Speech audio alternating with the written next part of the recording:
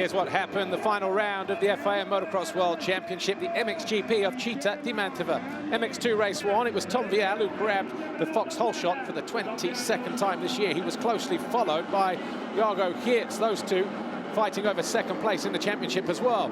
After a poor start, Matteo Guadagnini was carving his way through. That pass on Mikkel Harp got him up into 6th, but a decisive pass for second in the championship, but also for the lead. Hertz went through on Vial as René Hoffer fell from 3rd later on in the race. He was unavoided by Kai de Wolf and Matteo Guadagnini, and on the same lap, Vial was in. He'd crashed out and injured a wrist. He would not finish the race. Guadagnini continued to charge through. He eventually crossed the line in 5th ahead of Conrad Muse, but it was a win for the 5th time this year for Hertz ahead of de Wolf and Renault.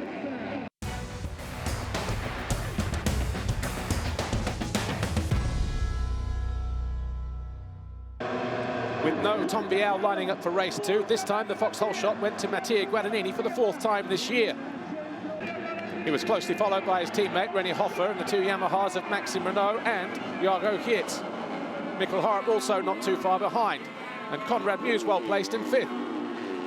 Hertz thought he'd found his way into the lead though as he made this attempt on Guadagnini, but 2 corners later the Italian defended the lead with all his might. And he was able to move around the outside of the Belgian and maintain the lead for another 2 laps.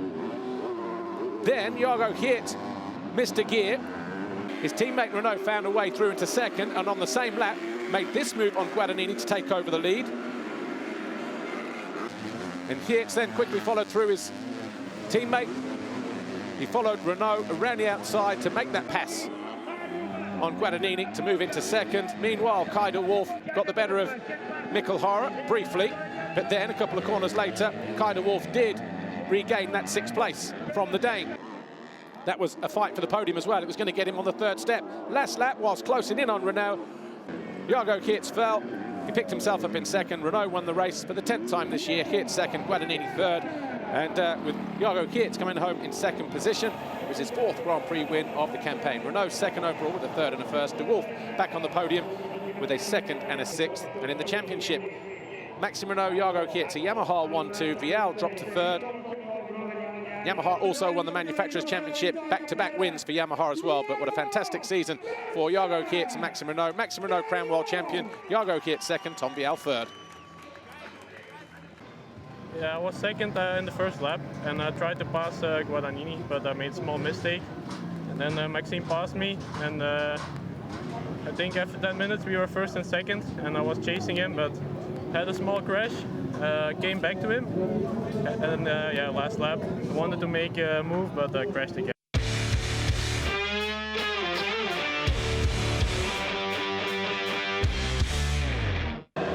MXGP race 1, and heading into the final 2 races of the year, all eyes on the number 3 and the number 84, Romain Febvre and Jeffrey Herlings, who were just 3 points apart.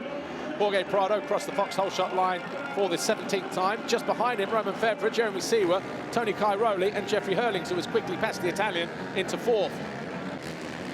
Geiser then made a move around the 222, who was riding his final Grand Prix. That put him into 5th place. Jeremy Seewer then fell from 3rd. That allowed clear track for Jeffrey Herlings, who then got onto the rear wheel of Romain Febvre, made that move for 2nd, and then a couple of corners later around the outside of Jorge Prado to take over the lead. Romain Febvre knew he couldn't hang around, and he didn't. He also had an aggressive move for the Spaniard. That put him into 2nd, and he was closing in on Jeffrey Herlings. Tim Geiser moved into 3rd as he eased past the Spaniard, and then Tony Cairoli down the inside of Jeremy Seewer, and as he picked himself up, he broke off the gear lever and would not finish the race. Jeremy Seewer did go through though, but it was Herlings who won for the 14th time from Febvre and Geiser.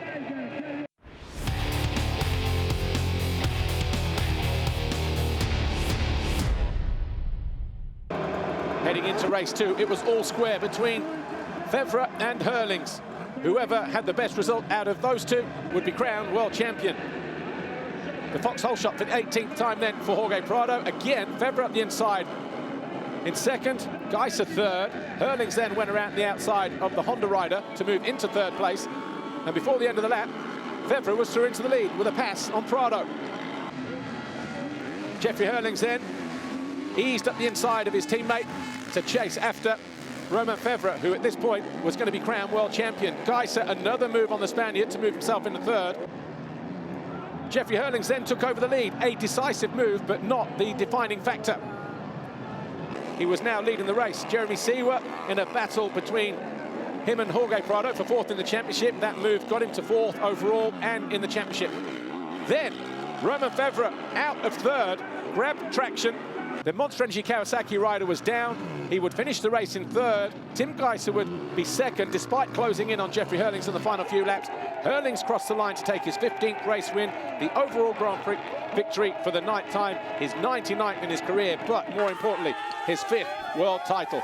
Geiser second overall, Febvre third in the Grand Prix. Jeremy Seewer running out fourth ahead of Jorge Prado. Boga's a good finish to the season for him in sixth.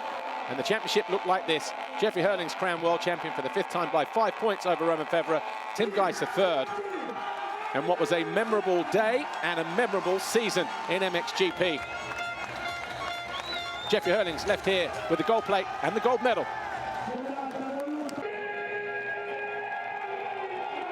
He is world champion for a 5th time. If people still say I'm not a true world champion, I don't know when I will be, man. I missed 4 motos and I still came out as a championship, and I did get 2 points for free, but I won with 5, so I think I deserve to win this championship. And still want to thank Romain and Tim for the great season, and those guys were super fast, and it's just a pity only one can win. But yeah, next year will be tough again, but for this year, I'm going to celebrate tonight. I want to thank Red Bull KTM Racing for the great job.